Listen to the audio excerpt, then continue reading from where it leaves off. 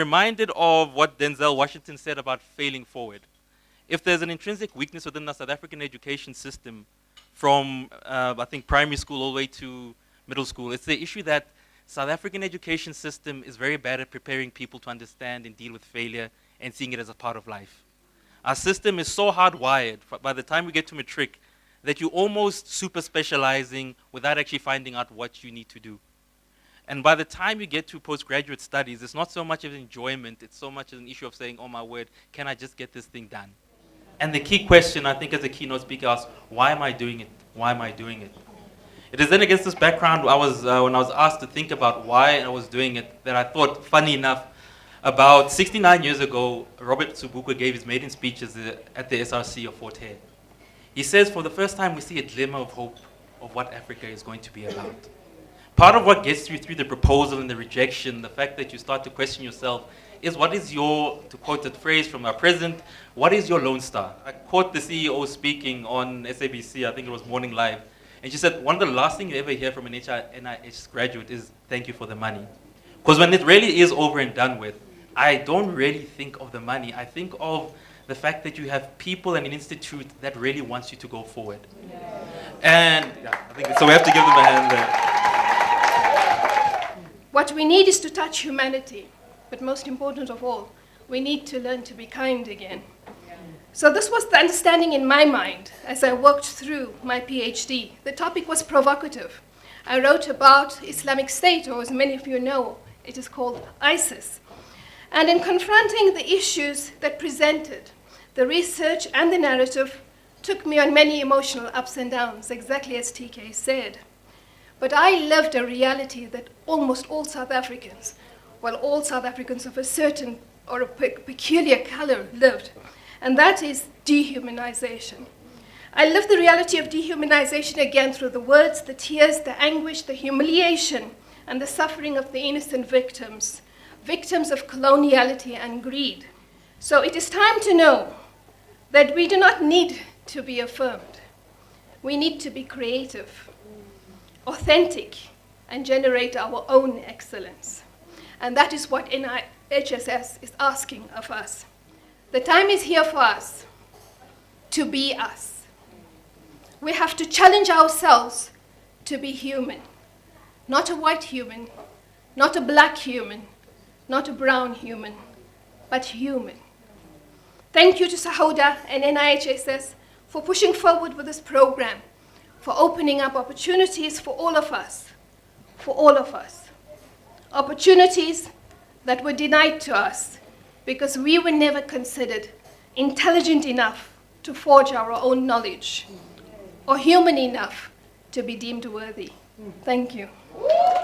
It is truly inspiring to look at this sea of red gowns tonight. We are wearing these gowns with honor and pride because they are the embodiment of academic excellence.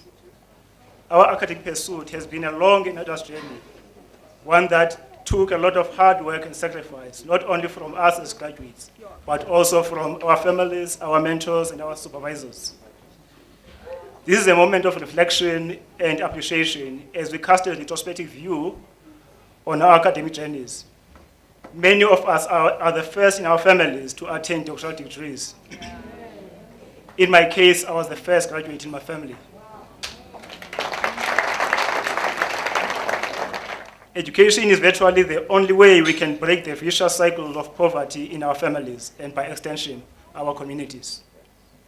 It is against this backdrop that our next task involves ensuring that we are not the last to attain doctoral degrees in our communities.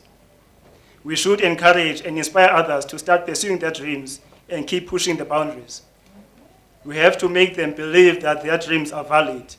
Let us make education fashionable.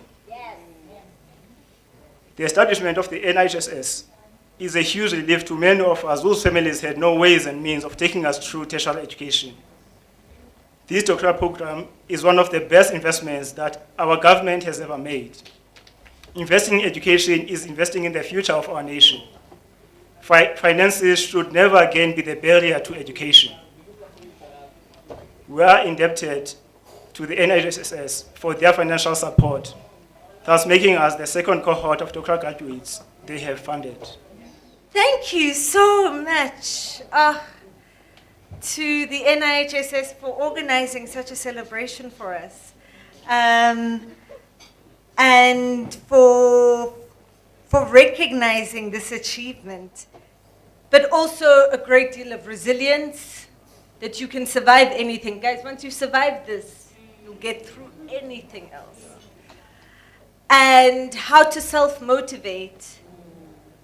And most importantly, what it taught me as somebody who's always been very independent and self-sufficient is how to ask for help.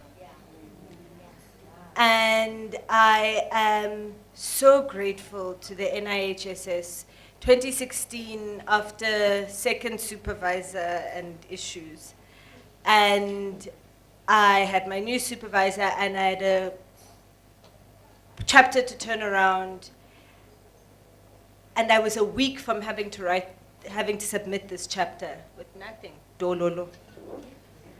And we had our first writing retreat in Wildersdrift, I think it was, with the mentors, and we all got assigned a mentor, and I wrote the chapter in 3 days. But I wanted to talk about, as I encouraged them, to talk about giving hope to our communities, which is very important. And my last point is this. I've learned through the whole thing that, and it is true what people said here, a PhD is not a study. A PhD is not a degree. A PhD is a life. And that's what the Institute is about. We want to stand together and create that one higher education system where there's no differentiation, where all of us have PhDs and not some islands and some, fiefdoms or enclaves of PhDs.